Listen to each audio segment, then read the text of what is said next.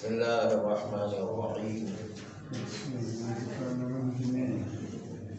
وبه نستعين وهو خير معين.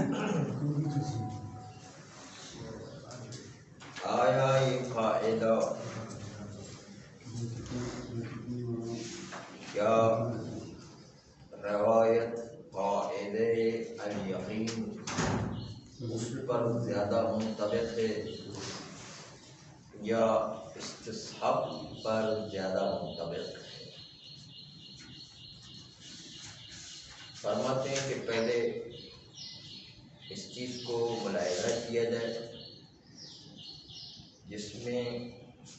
خاص دقت سے دیکھا جائے کہ قاعدہ الیقین اور قاعدہ استصحاب میں اس روایت سے کیا مناسبت بنتی ہے۔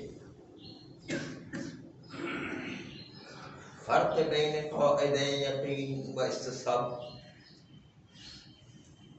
جیسے کہ مقرر پہلے بھی عرض کیا گیا کہ استصحاب میں حالت سابقہ و حالت لاحقہ رکھتے ہیں کہ متیقن و مشکوک از نظر زمان ظاہراً مختلف ہے، یعنی صبح یقین بے وجود تھا، دوپہر کو شک کے بے وجود ہے۔ اما قاعدہ یقین و شک میں از نظر زمان کوئی اختلاف نہیں ہے، کیونکہ یقین بھی صبح کے وضو کا ہے اور شک بھی صبح ہی کے وضو کا ہے، کوئی فرق نہیں ہے، دونوں ایک ہی زمانے کے وضو میں شک کر رہے ہیں، دونوں کا متعلق ایک ہے۔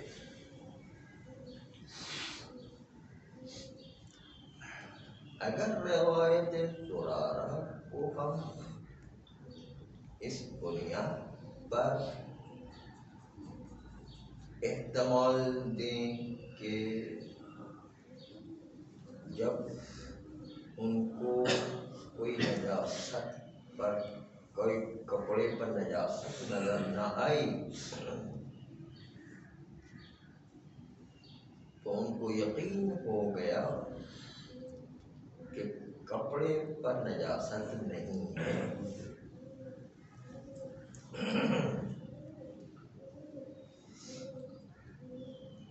اگر قاعدہ الیقین کی بنیاد پر ہم یوں کہیں کہ یقین پہلے بھی تھا کہ کپڑا نجس نہیں ہے، تلاش کرنے کے بعد بھی وہی یقین ہے کہ کپڑا نجس نہیں ہے، نماز پڑھنے کے بعد یقین ہوا کہ نجاست لگی ہوئی ہے، تو یقین بے طہارت لباس و یقین بے نجاست لباس، نماز سے پہلے یقین بے طہارت اور نماز کے بعد یقین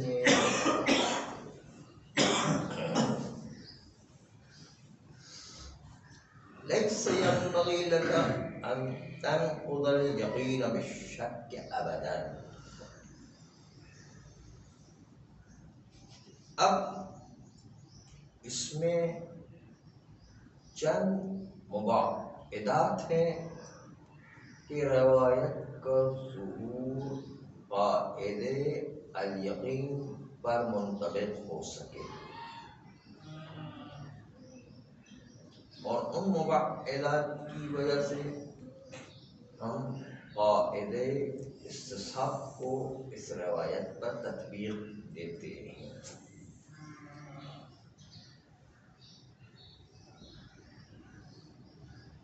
مبعد اول یہ ہے قائد الیقین،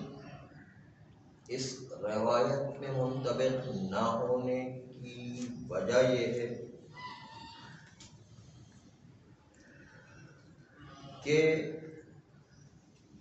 یقین تھا صبح کے وقت کہ کپڑا پاک ہے،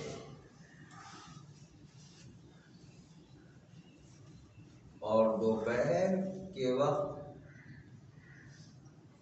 ہمیں شک ہوتا ہے، نہیں اسی وقت ہمیں شک ہوتا ہے کہ کپڑا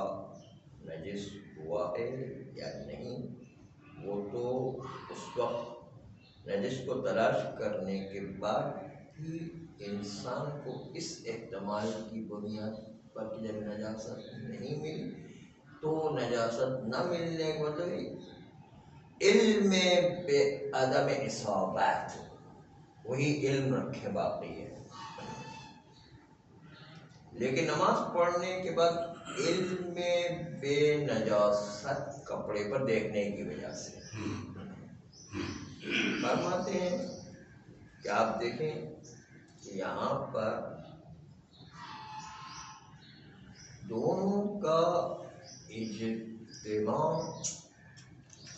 اس طرح سے ہو کہ دونوں زمان واحد میں جمع ہو جائیں،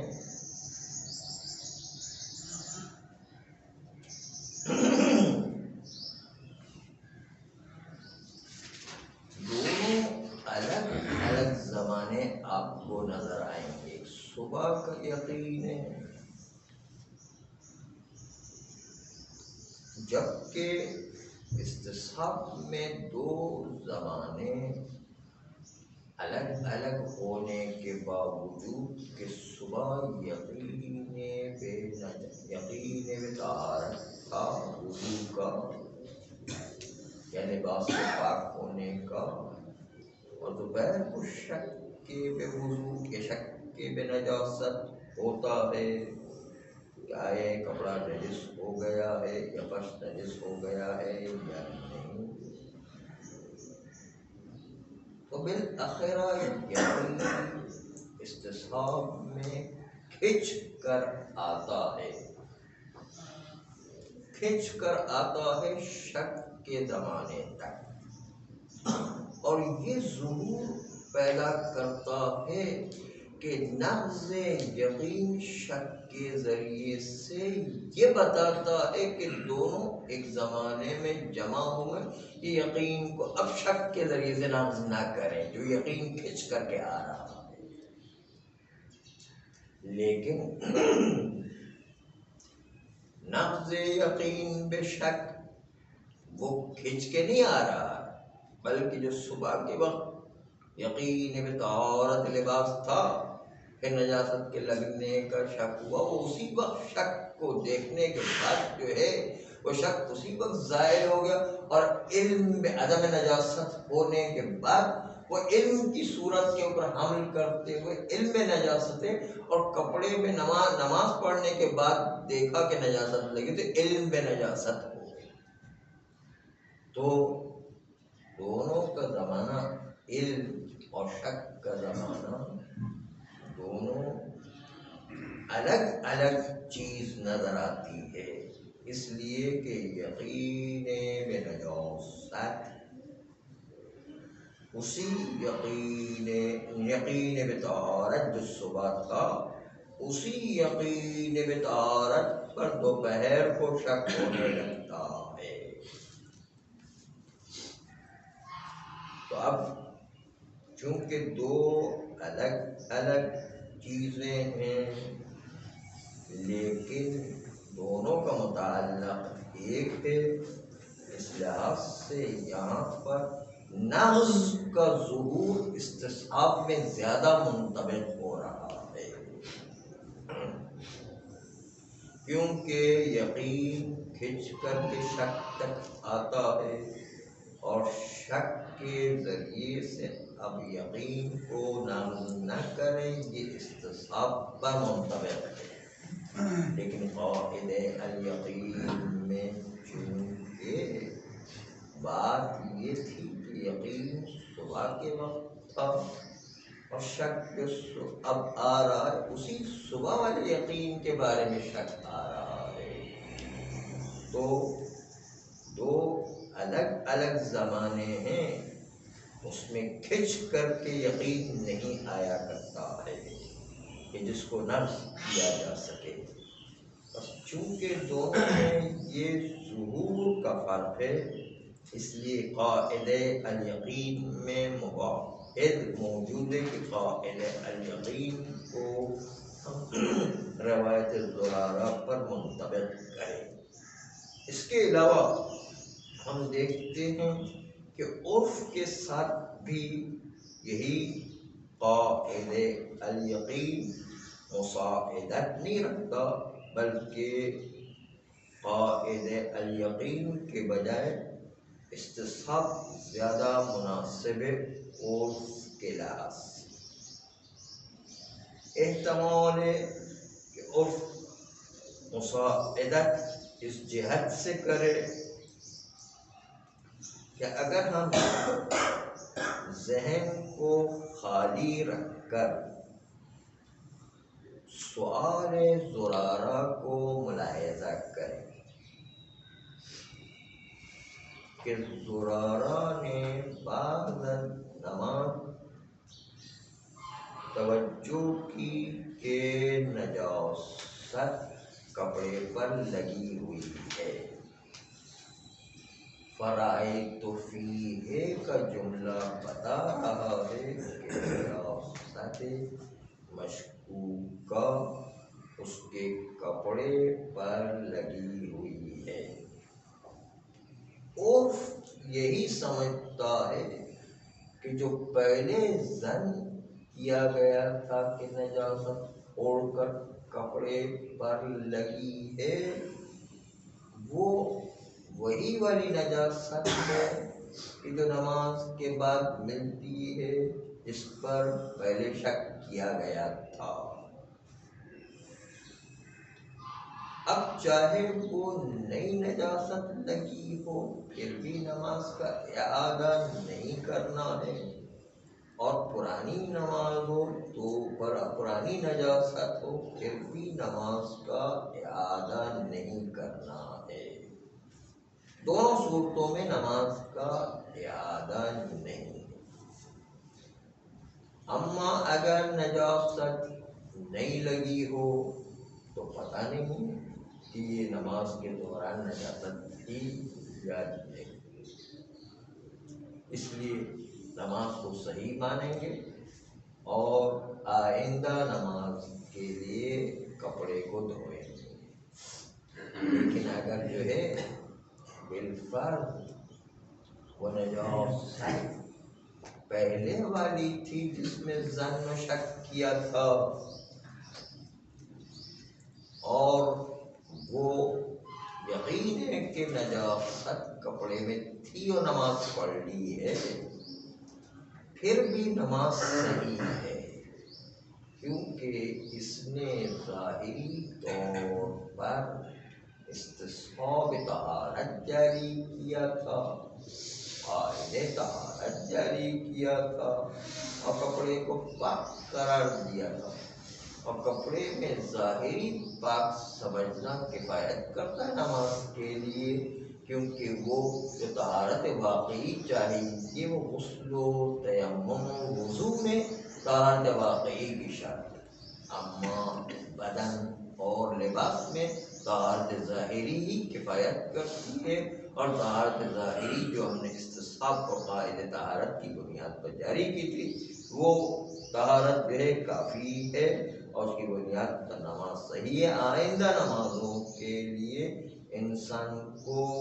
کپڑا دھو کر کے نماز پڑھنا پڑے گی۔ بس خلاصہ یہ کہ قاعدہ ظہور کے لحاظ سے بھی دیکھیں تو روایت